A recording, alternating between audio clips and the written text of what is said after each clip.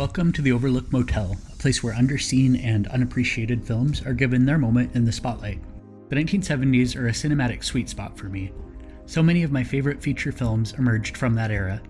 The Giallo exports of Italy were being produced with great regularity, and the output of that time frame had a gritty look and feel that I cannot get enough of. There's something quite intoxicating about that era. With that said, it's my great pleasure to be showcasing another 70s treasure on this installment of the Overlook Motel. Eyes of Laura Mars is a thrilling and unpredictable effort that serves up a twisty narrative and a fierce leading lady. If you're not yet sold, allow me to mention that the film counts the legendary John Carpenter as a screenwriter. Eyes of Laura Mars follows the titular character, a controversial photographer who has come to prominence by juxtaposing high-fashion photography with violent visuals.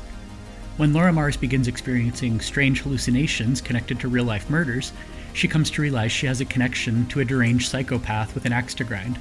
Accordingly, the photographer teams up with the authorities in the hopes of clearing her name and bringing the true perpetrator to justice. Perhaps my favorite aspect of Eyes of Laura Mars is that it works as something of an American-made giallo.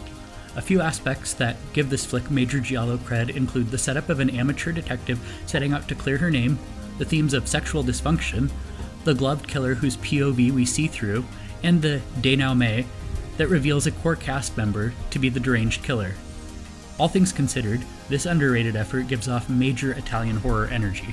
Much of that Italian horror energy comes courtesy of a script by John Carpenter and David Zelig Goodman, but director Ivan Kershner brings the screenplay to life with sleazy aplomb. The shots from the POV of the killer are Giallo-Esque, realized in an unsettling and grimy fashion, with a surreal sensibility that makes watching the film feel like a voyeuristic experience. Kershner puts the viewers in the driver's seat, whittling away at the separation between the audience and the antagonist. Giallo influences aside, the film also benefits from a great performance by its leading lady. Faye Dunaway brings a fragility to the role. She initially appears hardened, likely from being routinely attacked by the media and critics, but the more we get to know Laura, the more we see glimpses of her true self.